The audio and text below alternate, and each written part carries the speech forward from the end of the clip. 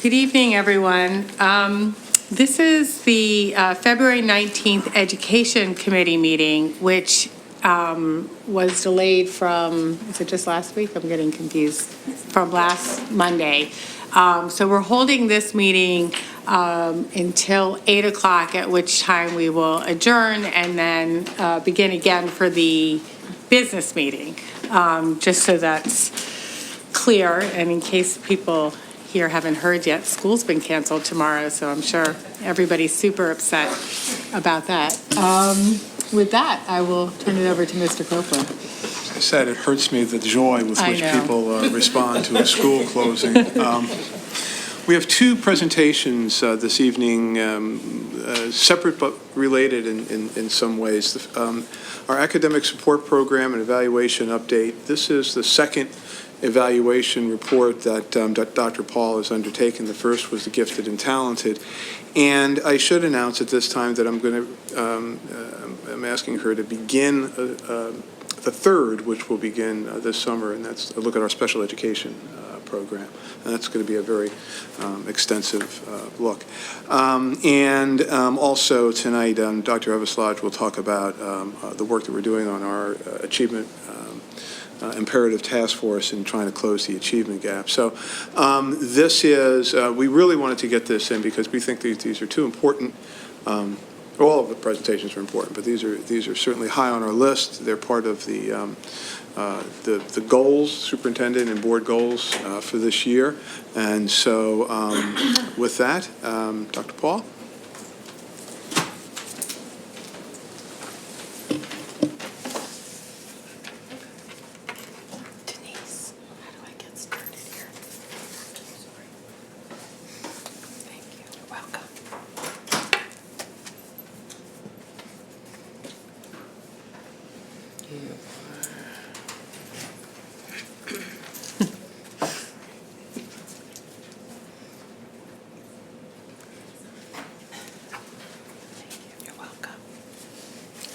Good evening, everyone.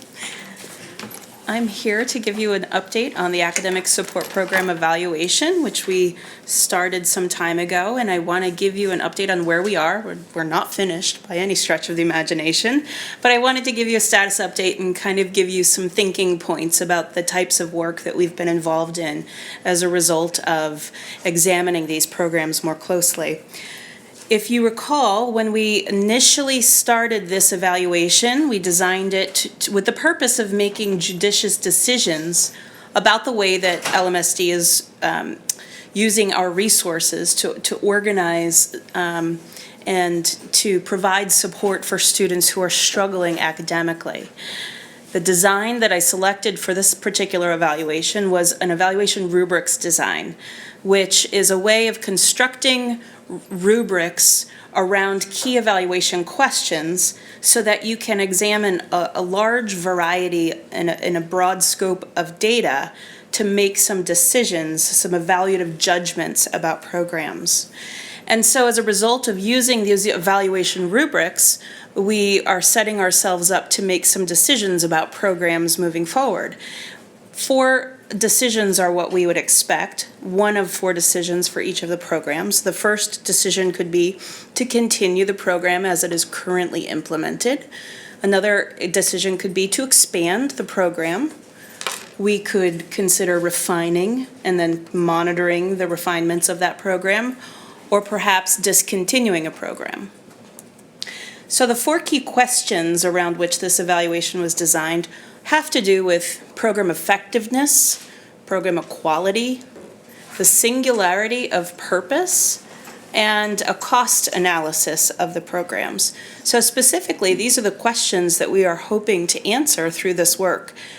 How effective is the program in achieving the desired outcomes for the intended population of students? Secondly, to what degree do equally qualified students have access to the same academic supports across the district? Would we expect that regardless of the school that you are attending, you would have access to the same types and level of support?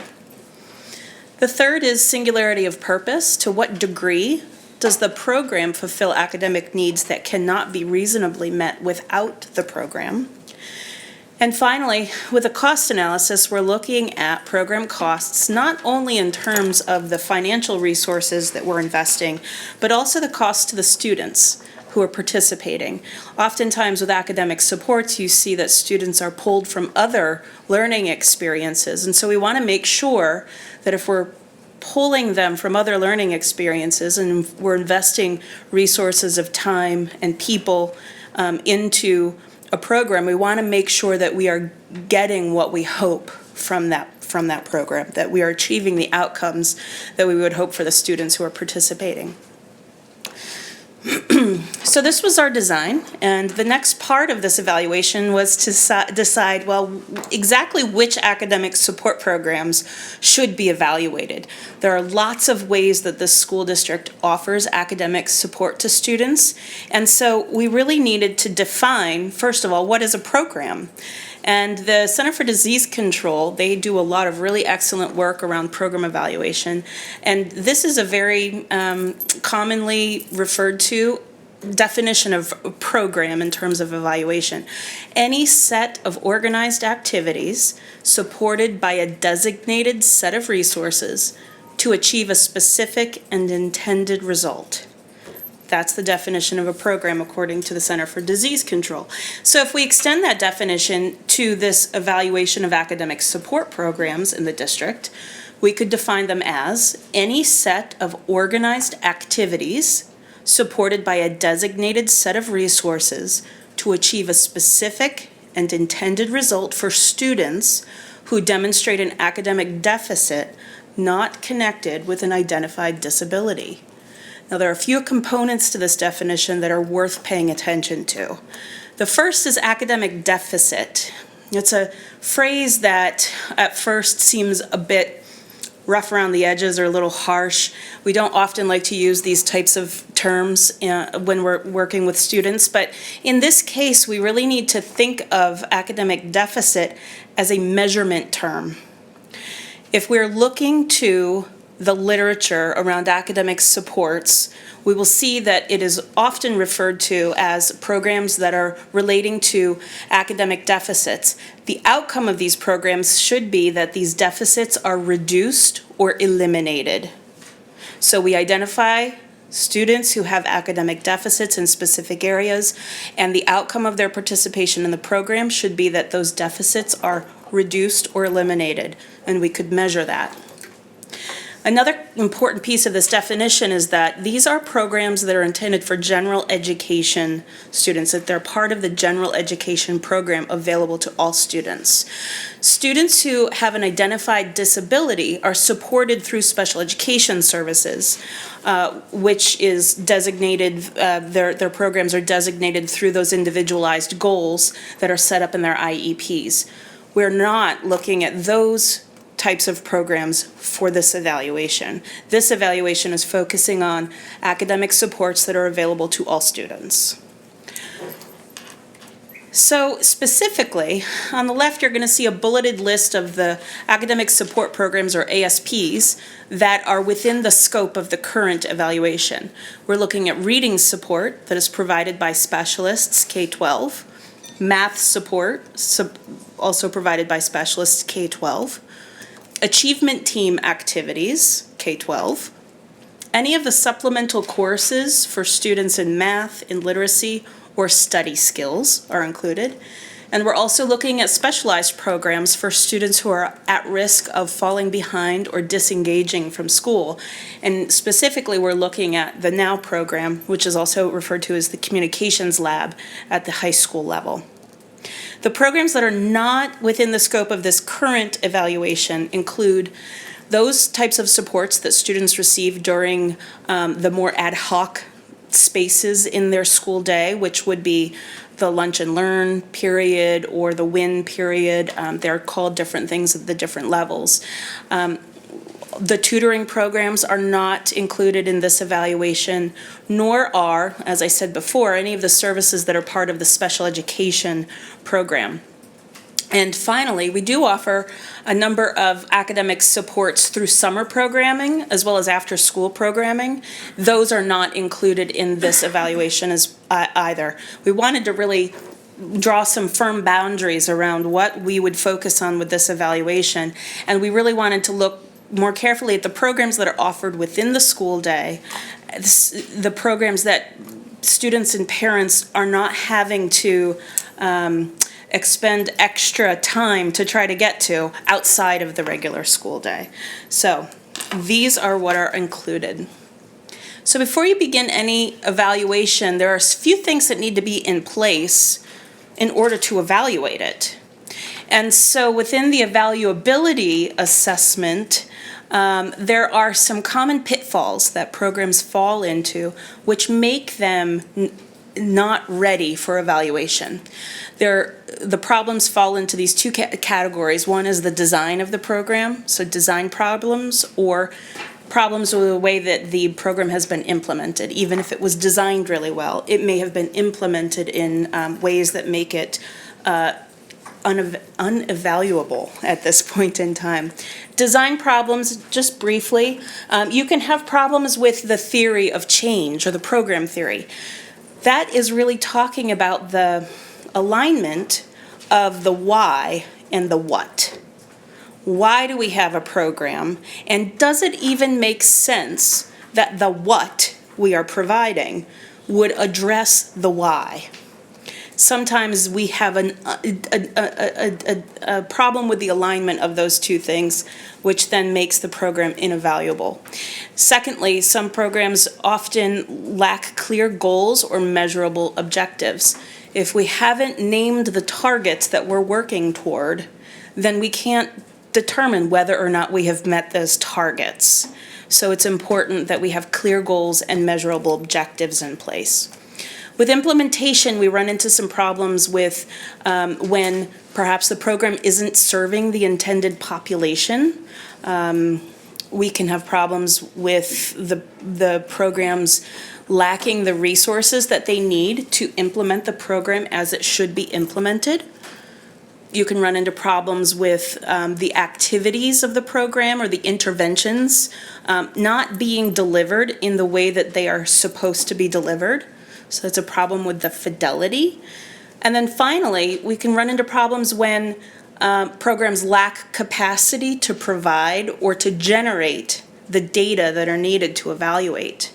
So for example, if I can't identify the participants who have received academic support programs over the past several years, I can't evaluate the program very well because I can't even identify the participants who are involved in those supports. That's an example of when we're missing data, it makes it pretty hard to evaluate the program. So to cut to the chase, there was a process through which I started to look at the evaluability of the different programs within the scope of this evaluation, and what resulted was each of the programs were in a different state of being ready for evaluation. So at this point in time, I'm working in different ways and with different groups of people to get the programs into shape to a place where we can move forward with answering those 4 key evaluation questions around program effectiveness, equality, singularity of purpose, and the cost analysis. So what I want to share with you this evening are 4 observations that I've been able to see across the district, across the academic support programs. These 4 systematic problems are things that I see in pockets, but they are reoccurring themes, and so I think that by addressing these 4 observations through a series of prompting questions, we're having really good conversations district-wide that are helping everyone to think more like an evaluator and to think about how they can better define their programs and implement their programs in a way that makes them evaluable. So, key observation number 1 is that system-wide we have some weak record-keeping systems in place.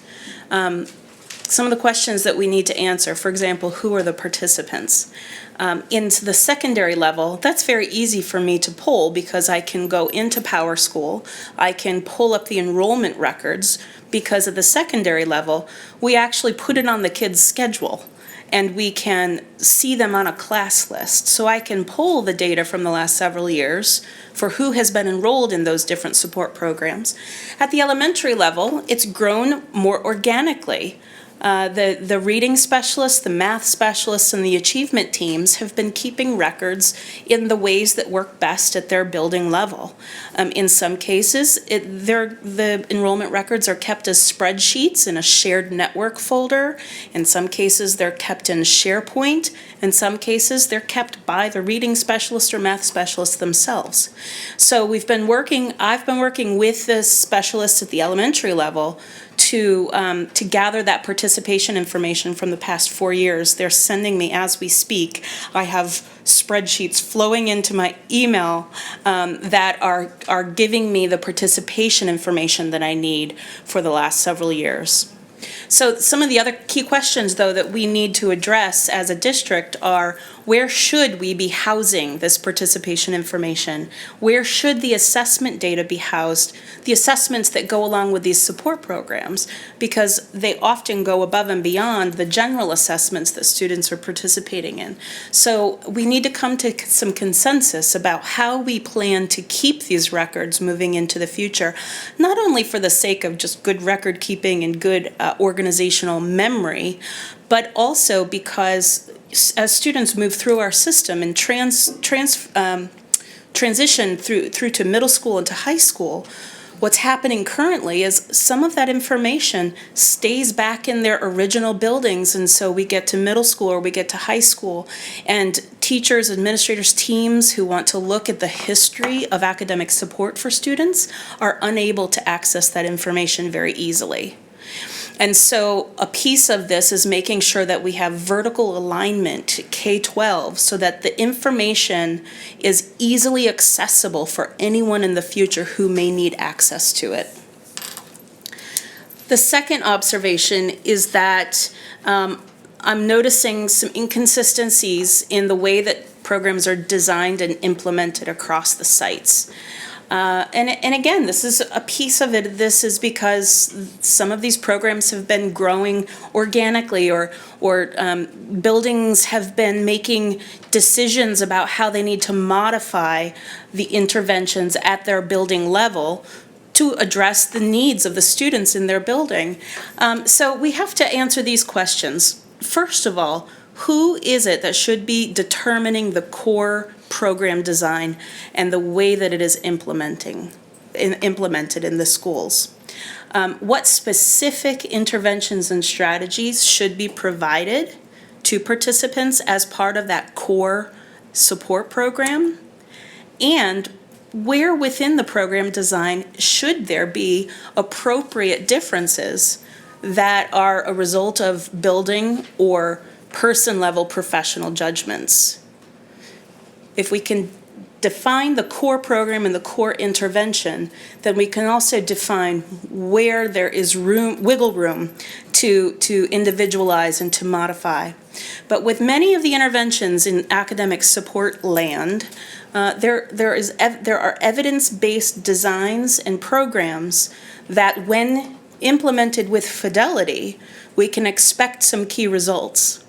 So we need to make sure that we are staying true to the design of those programs and interventions.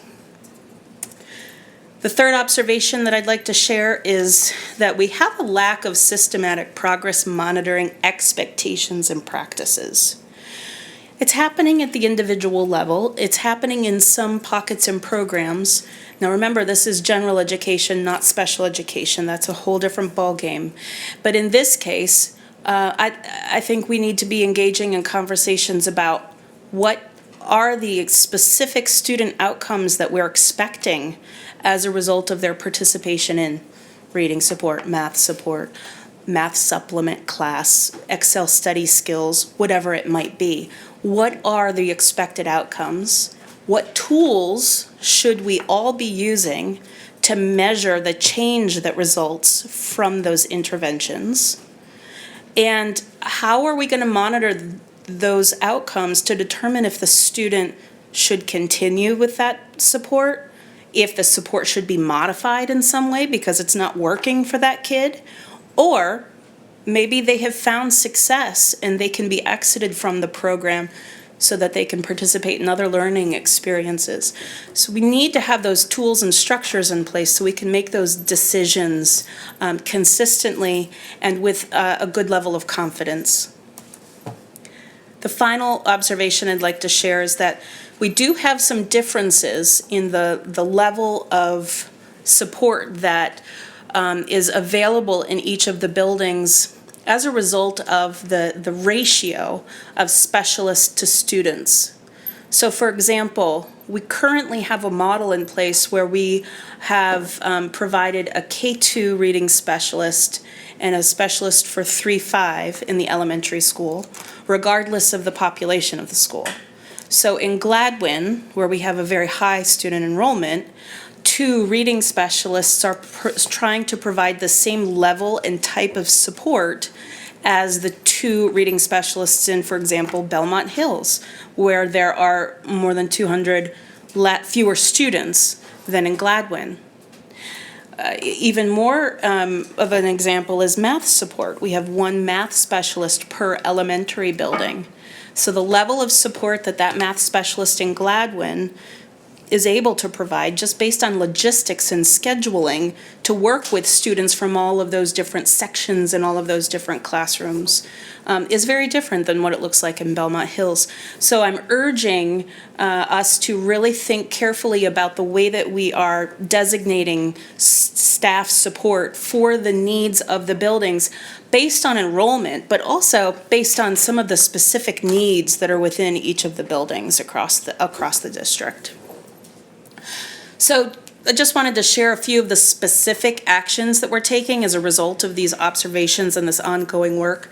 I've written some recommendations and submitted those regarding, PowerSchool data and PIMS data collection. Those actions are in progress. I've submitted recommendations around the record keeping that achievement teams at the elementary level specifically are using, and we're working on that. As I mentioned earlier, I provided a data collection tool to the elementary specialists, and they are completing that data collection tool, submitting that information back to me so I can get a better handle on who has been participating in supports at the elementary school. We've been performing some environmental scans of different technology solutions that would assist us with better record keeping and progress monitoring. In fact, we're going to be looking next week. We have a demonstration from PowerSchool where we're looking at some of the newer products that they have available that may fill some of these needs that we have. So we'll see if that provides a solution for us.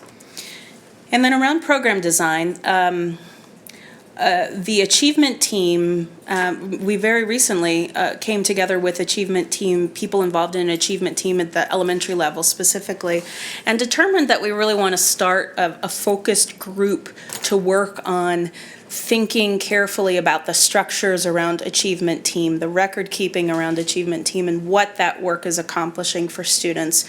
So that's work that we're going to be focusing on very intensely this summer. We've established, that's the second bullet, I'm sorry, I'm repeating myself. Second bullet's just exactly what I just said. We've established this task force. We'll start working on that in this summer. I've been able to have some time with the high school literacy specialists, the reading specialists at the high school level, over the course of 2 different in-service days. And that group in particular is in pretty good shape, and I thought that they were ready for a self-study using a guide that's available from the Institute for Educational Sciences National Center for Educational Evaluation and Regional Assistance. It's a very nice protocol for examining academic support programs at the high school level and shaping them up with some good strategic planning. And then finally, we've been taking a look at the NOW program. As you may remember, it is available for 7th and 8th grade students across the district, but it is currently housed only at Ballackinwood Middle School. And then it extends into the high school through a communications lab, and that is available at Lower Merion High School only. And Mr. Copeland has started thinking through the resources he might like to invest in scaling that program up across the district so that it was located more conveniently at both of our secondary buildings, so more students could have access to those programs. So we're looking carefully at what that program, how it is currently designed and structured, what the outcomes of that program are, so that we can make sure that we're being very responsive to the needs of students who have been participating in that program and who would be good candidates for the program at the new sites next year. So that is my update to you. Do you have any questions for me? Thank you very much, Dr. Paul, for this presentation. And I know this was discussed at the curriculum meeting the other day, so I realize there's been a lot of discussion about that, but I do have a question around, given the sort of issues you found around record keeping and the kinds of things that are making it challenging to do the program evaluation, do you see a need to extend the timeline so that once those, issues are addressed, then you can do the evaluation of the programs? Is that the plan? I mean, sort of, what's the plan? Definitely. So at this point, I can't really designate a firm end date. And we kind of knew that would happen going into this evaluation because the scope of it is so broad. It's K-12, it's lots of different supports with lots of different teams and lots of different individual programs. So I'd say they're each on their own timeline at this point. But yes, we need to get them in shape with the data so that we can answer those evaluation questions. Okay, thank you. And I mean, I appreciate, because you've done the gifted program evaluation, which was, so thorough, and I know now the recommendations are being implemented. So I think it's worth it to take the time necessary to do it right. So I think that's exciting. I'm going to open it up to board members.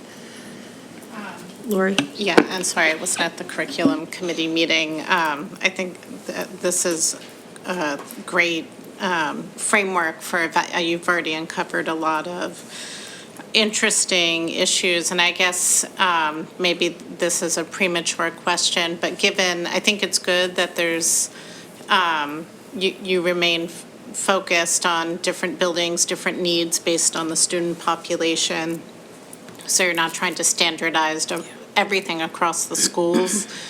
But do other districts, or is there some way where the program can be scaled across the schools? So the framework and the way to evaluate, I mean, maybe that's where you're going, is similar, or maybe the kids are brought together at some point in the school year and given the support that way. I don't know if that's realistic, but it's striking how much variety, I guess, there probably is. Yeah, and it's a challenge we have. It's a challenge, and I've been an administrator in both urban districts and suburban districts, and a lot of urban districts spend a lot of time making sure there's standardization and making sure that there's all of the data is in the right place and the forms are filled out and up the down staircase and all that other kind of stuff. And I think folks here have a lot of programs have begun, as Christina said, organically. They're working really hard. There needs to be some balance, so there needs to be some legislative, commonality, and at the same time not create a situation where we're so slavish in terms of the bureaucracy that we're not getting the instruction done. Right now, we need to get the data together so that we can adequately look in the mirror and say, how are we doing? And then you say, here are the parameters by which a school can operate Here are the lanes, and if you want to move outside the lanes, let's talk about why that needs to be. We've already, over the last 4 years, started to shift resources to schools where the needs are higher. We've got to take a look at that. We've also got to take a look at the fact that we put, 3 times the amount of resources into language arts than we do mathematics. So we've got some work to do. Okay, great, thank you. Thank you for the presentation. I did have a question. I'm going to ask you to kind of think ahead a little bit. So once you begin the process of evaluating the program, how do you see the implementation taking shape? For example, if you're doing the evaluation in the spring, is the goal maybe to have the program, the modified program or the revised program start in the fall? Or what is your thinking in terms of how to phase in the implementation as the evaluation goes forward? I'll answer that too. Okay. So the short answer is it depends. So for instance, in taking a look at, for instance, the labs at the high school. Okay. Just taking a look at them, the high school administrators have already said, okay, this is something we need to address. We're not going to wait until an implementation phase is Okay. there. We're going to take a look at that now. Same thing with the academic achievement teams. We've looked at some things there. We've got some new staff members who have brought new views to the situation, and we've already said, okay, there are things that we can do. We don't have to wait till the end of a look. So to a certain degree, and I mentioned this metaphor at the building, we're fixing the plane while it's in flight. Yep. And we're going to have to do that.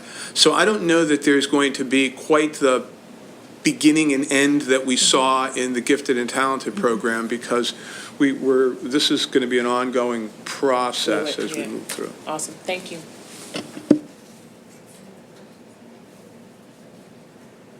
Thank you very much for the presentation. We look forward to hearing the next update.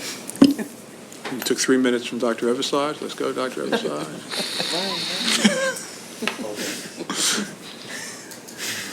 We call him Swifty. If I can get it up quick enough. I'm losing time for you. There you go. I've reduced my typical deficit. You're only worsening the situation right now. Good evening, everyone. Thank you for joining us this evening. Happy to follow my colleague, Dr. Paul, and talking about what we're doing as a district, looking at things from the standpoint of equity.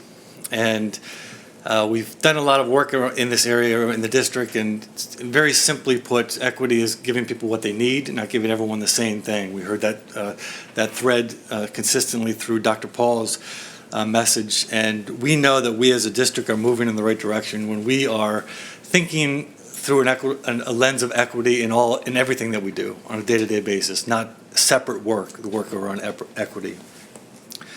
We know in our district mission statement that we are committed to ensuring that all students achieve their highest level. And when we think of all and how we're going to help realize that mission statement, we know that we have to know those students and know what they need. And that requires a great deal of work. Even last month, the last 2 months, we had the opportunity to speak of our district outcomes and our district data review. This slide is actually taken as the final slide from our district data presentation last month.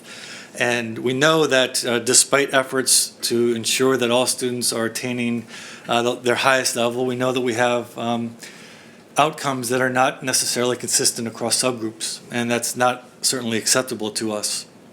We, in many ways, have looked at responding to this in a very multi-pronged approach. There's a lot of district work that we are doing.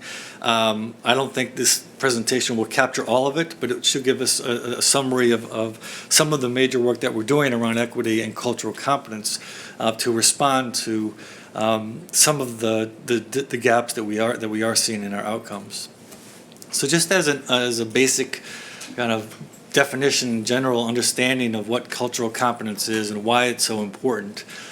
This process is a really deep process when you dive into the work of cultural competence, because it really starts with looking inward and starting with an awareness of your own cultural identity, your own views about difference, and then building off those where you really have developing an understanding of what are those differences within groups and what are the differences between groups that make us a unique community that really allow us to see diversity as a strength, and really allow you to, as an educator, know your students. And we know that developing cultural competence as an educator contributes to closing achievement gaps.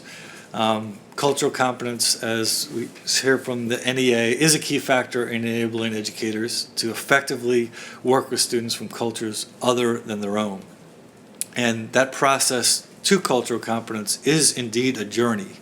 One of the things that's so challenging about the work around cultural competence is it's somewhat counterintuitive to how we approach other areas in education. We typically want to be an expert in physics before we teach physics. We want to be an expert in math before we teach math. We're asking educators to go on this journey of developing their own cultural competence while they're helping students develop that competence. And that's challenging and somewhat creates a level of angst with people.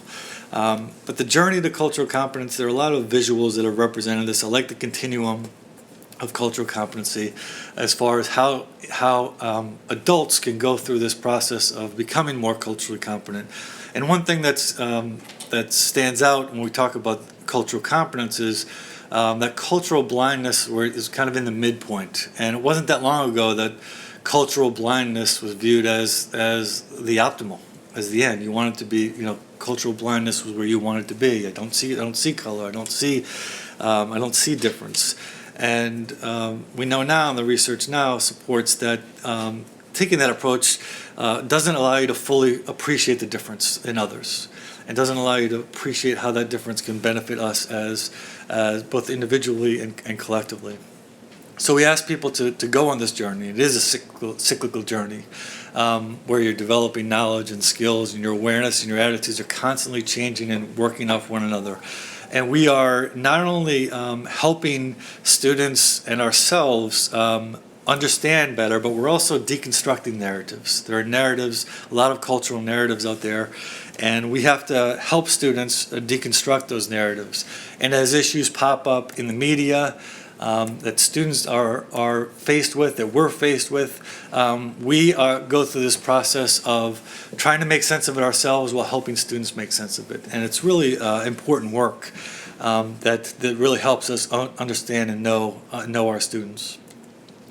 And just want to connect this to our work around the transformative goals, which is the heart of our transformative curriculum and our strategic plan. And 1/3 of our transformative goals are cultural.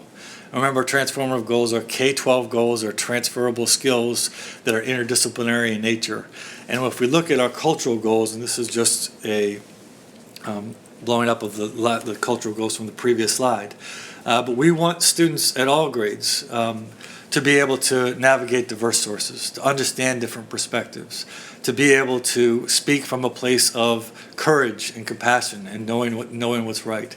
And we also want them to recognize points of view in the perspective, and not only what they see in stories and see in the narrative, but recognize when voices are absent from that. And that's an important part of this process. So some of the work that we're doing as a district will highlight several things. First is our CARE committee, our committee to address race in education. The CARE committee is in its 21st year, so we've been around for a long time. And the CARE committee is a group of anyone is welcome. We meet monthly. We have parents, we have teachers, administrators, and hopefully students. Students occasionally have joined us for some really rich sessions. The last 2 years, our work in CARE has centered around we've had two consultants that have worked with us. Last year we had Dr. Howard Stevenson from Penn, who came in to talk about racial literacy, and this year we have Dr. Doty, who is working with us on our cultural competence and implicit bias. Both have been very powerful sessions, multiple sessions, and I'm just going to talk a little bit about each. So last year our focus with Dr. Howard Stevenson was around the area of racial literacy, and how that helps staff, students, parents navigate what he would call racial encounters. And what that means is, when you are a day-to-day life interaction, we all have these racial encounters, and do we know how to respond in the moment? And do students know how to respond in the moment? And those are very difficult skills for us as adults, whether we're in public, you overhear a comment, something that doesn't sit well, or you're on the playground. Obviously, when you're on the playground, you see something, you have a professional responsibility to intervene, and people know they want to intervene and should intervene. They don't always know exactly what to say. Now, that's a pretty direct example. That in most cases, we'll see people that will respond. But knowing always what to say is not necessarily intuitive. So he worked with us on how to use storytelling and how to use role-playing, journaling to help hone those skills where the comfort level was established, and people began to feel more comfortable in how to respond to those situations in a way that both addresses it in the moment and supports students. There's a part about affection and connection, which says right away showing connection and support for students that may be targeted in that moment. This year we're working with Dr. Tara Doty. She's working with another consultant with us on implicit bias. And implicit bias is this subtle cognitive process, just underneath the surface, that we all are operating with biases, and whether or not we can develop an awareness of those biases and confront those is really important to our day-to-day work. So it's a healthy acknowledgement of that, but it also is, again, that step to looking inward and helping you develop that. Additionally, Dr. Doty is supporting us in our work with cultural proficiency action plans. For several years, our principals have been charged with, as part of their professional development with their staff, establishing cultural proficiency action plans. And Dr. Doty is serving in a consultative role with that, meeting with each principal individually, reviewing their plans, along with myself and the administration, and offering suggestions and support for how those plans can be strengthened. But her expertise has really been helpful with providing a lot of resources and support in how to develop those plans.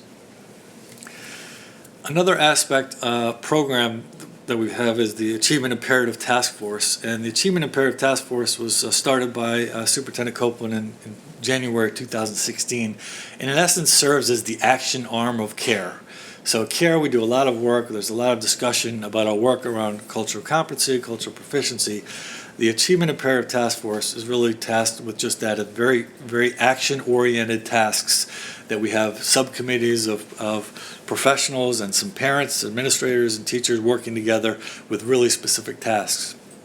One of the initial tasks of the roles of the task force was to really look at what we called on-ramps, and how were students, if they were in a particular point in a program. For example, our math program, if you were at a certain point in 4th grade, it was predictable where you would be in 9th grade or 10th grade. And Jason Lilly and his work through the task force and looking at integrated math has been instrumental in that, is looking at multiple ways for students to access higher level math at multiple points throughout. So those are examples of on-ramps, but it wasn't just in math that we looked at on-ramps. That was a big part of the task force. But this year's subcommittees for the task force, I wanted to mention on-ramps because that's not specifically mentioned, but that was a big part of what we initially were trying to do. But we have subcommittees in each of these areas of the task force. I'm going to talk briefly about each of those. Our Jumpstart programs were put in place in order to give kids an opportunity to preview course material prior to exposure to a course. An example to build confidence around in a particular area that will help them accelerate, or in some ways be more comfortable to move to a higher level courses. So we have 2 Jumpstart programs at the elementary level and at the secondary.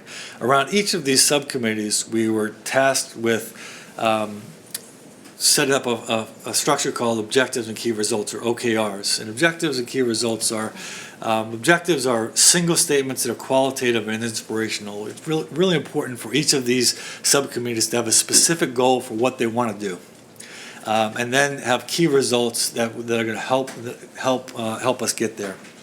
And key results, while objectives are really inspirational, key results are very specific. They're time-bound, they're aggressive and realistic, and they're measurable and verifiable. So we've addressed this structure in a way to keep us moving and making sure we're hitting benchmarks and making progress. And each of the subcommittees has really aspirational goals for each aspect of this. So I'm going to talk about a couple of these subcommittees and some of this work. One of our subcommittees is on restorative practices. Now, many people think of restorative practices as just as an alternative to discipline or another response to misbehavior, and restorative practices is so much bigger than that. It's about identifying and making sure students feel a sense of belonging with their school community. And so if that belonging is established and students feel connected, if there is an issue of misbehavior, addressing that through the lens of how do students help understand how that behavior negatively impacted the school community, and make steps to try to make that right. So you can see the goal is very aspirational for the objective. Again, there are key results underneath this that are not going to go through here, as far as what does that mean for training, who is trained when, what book studies are buildings doing and faculty doing. What do we want teachers to be able to do after year one of training of this? What administrative roles? So there's aspects of that under each of these. We have a subcommittee on hiring, recruiting, and retaining diverse staff. The unfortunate data, both in Lower Merion and across the country, is that the teaching profession is getting less diverse and the student population is getting more diverse. That trend is disheartening but true and consistent. In fact, we heard the other day that 1/3 of public schools in the country have 0 teachers of color on their staff, and there's just as we see students being diverse, we really want students to be able to see their identity represented in the teaching staff and know that matters. So we have members of HR and our HR team working with principals and other administrators on this hiring, recruiting, and retaining diverse staff, and we have significantly intensified our recruiting efforts this year to try to both hire and retain diverse staff. And that goes beyond race. This isn't just about race. This is about students seeing themselves in when they walk into school. We have another subcommittee that's doing an equity and inclusion audit. So the Pennsylvania Department of Education, and actually Colorado, has an audit process, a toolkit that has been recommended by Bob Jarvis, who works at Penn and the Delaware Valley Consortium for Equity and Excellence.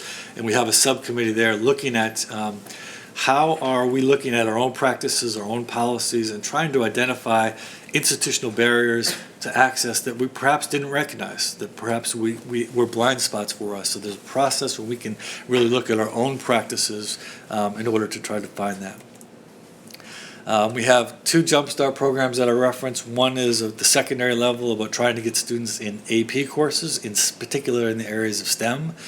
We've had some success from that. We have students that are enrolled in some honors and AP courses that 2 or 3 years ago wouldn't have thought they would be there, and their parents wouldn't have thought that as well, just because through conversation and through summer programs, through previewing, we've had some students that have been able to access some higher level STEM courses.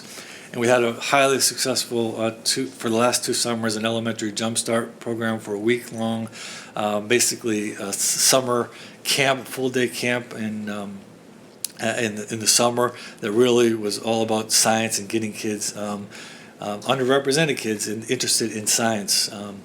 And it's really been highly successful. And we have a parent community engagement subcommittee that's actively working on engaging every family. Again, in the essence of time, I'm moving relatively quickly. We had an unbelievable staff development last week that I know some of you were able to join us. We had Dr. Tyrone Howard, who came from UCLA. He's the Associate Dean of the School of Equity and Inclusion at UCLA and head of the Black Male Institute. But he gave a professional development. He was here all day, had some subgroup sessions in the morning with elementary group and a secondary group, administrators and teacher leaders, and then gave a keynote to all of our K-12 teachers, administrators, instructional assistants, behavior aides, and campus aides, cafeteria recess aides. So we got a big bulk of our staff. We also videotaped it for some of our staff who wasn't able to attend. But he gave a really powerful keynote on equity and access, why it matters. And it was really generated a lot of great discussion amongst our staff. So we're excited about the possibilities for that. We've done a lot of work with Dr. Jeannie Stanley over the years in gender, sexuality, inclusivity, and belonging, the GSIB group. It's not, they don't call themselves a committee, it's a group.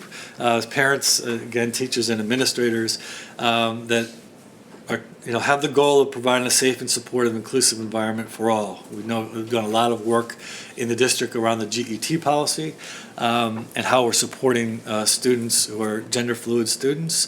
But we've also are providing a lot of resources. This is just a screenshot of a lot of resources that we'll be providing for staff as well on how to support students in different cultures and resources that will help guide that work. We engaged last year with Stanford University in the Challenge Success Survey. The Challenge Success Survey allowed us to systematically gather student voice in all of our secondary students in a very valid and reliable way. But one of our steps in our work around cultural competency and equity is when we look at data so we understand the students in front of us. And that requires us to look at data by subgroups. So we've shared out publicly some of the challenge success data. I'm just going to give you one small example of how we've also done that through looking at subgroups. We've done this through other data points, but I'm just going to share one. We asked an important question to students about support at school and whether or not they feel connected at school. And the majority of our students did feel that they have a connection to an adult at school. So this was the actual question that we asked them. If you needed help with a personal problem, is there one adult at your school who you feel you go to? Now, we would obviously want that number to be 100%. This was the data that we got from our students. And this was viewed as a strong positive finding by the Challenge Success research team by looking at national norms in other schools. So that data was important to us. But it was also important to us to look at subgroup data. And this was our aggregate data. So what does that data tell us when we look at students that don't identify as either male or female? What does it look like when students that identify as Black or African American? What's their sense of belonging? Do they feel that same thing? So that's obviously very important data. So we shared this data around race with the CARE committee earlier this year. But while you can see the numbers on the right are the aggregate numbers, the numbers on the left are the numbers for the students who identify as Black or African American, and you can see the ranges in some cases very very comparable to the areas of in some cases higher than the ranges at the middle school and high school.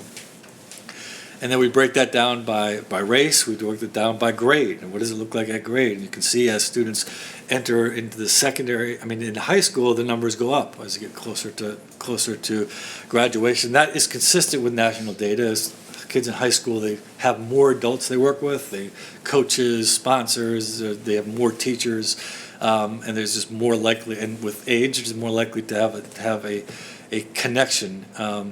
So obviously we want those numbers to go up, but we were pleased in a sense that those numbers were consistent as looking at this subgroup of students. And we asked them where they would go, and this was just their quick response. And then we also, when we have to know who is in front of us, we also have to look at other aspects of culture. 15% of our middle schools, 23% of our high schools said that they report having a job. That's not what you typically would think of a culture.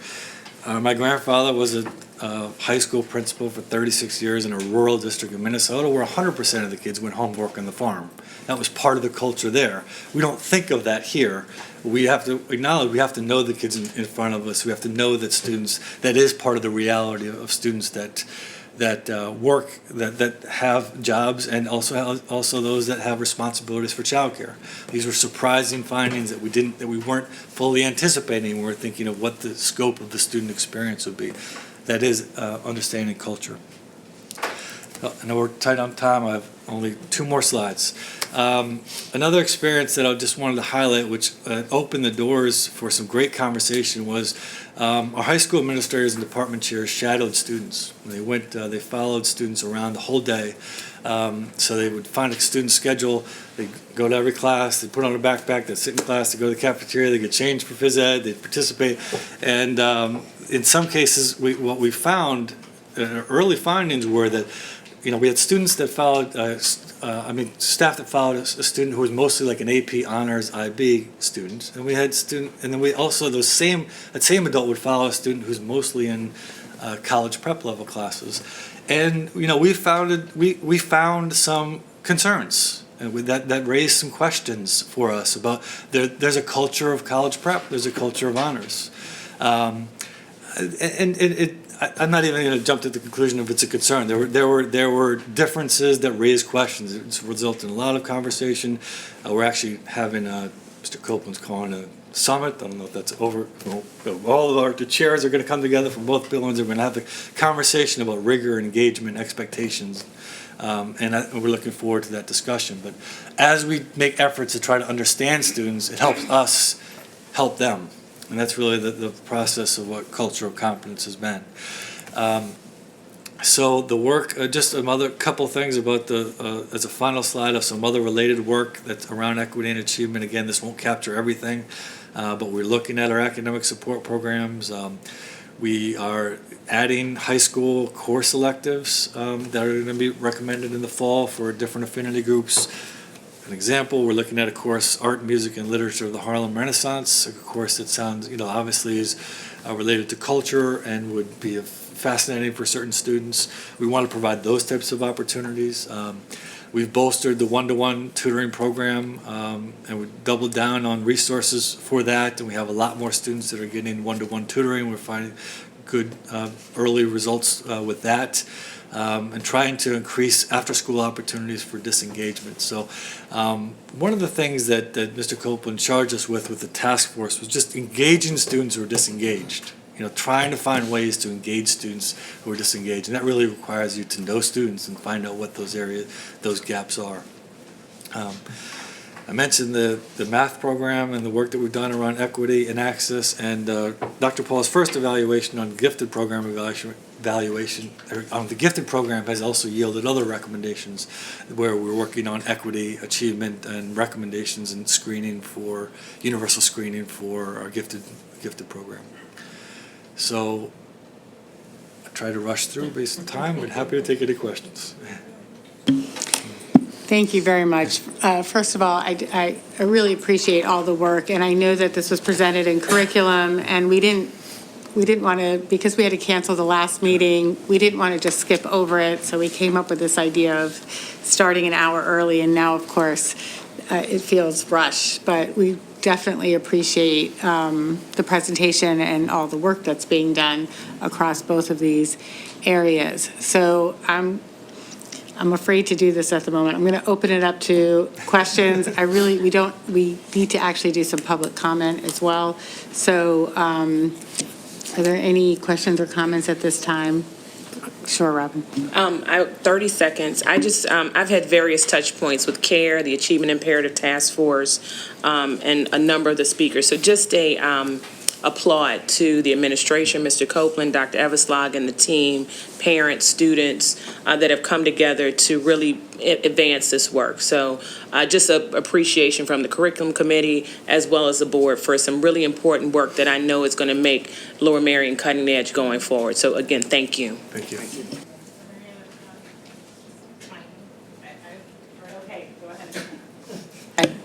I also just wanted to say I feel like the district, I don't know this, but we seem to be really far ahead of some other public school districts. And, I just base this off of my own kids. I have one in elementary, middle, and high school, and I feel like they come home with a lot of what they're taught in school is way beyond even what I'm able to help them with in terms of acceptance and going to school with people who are different from them.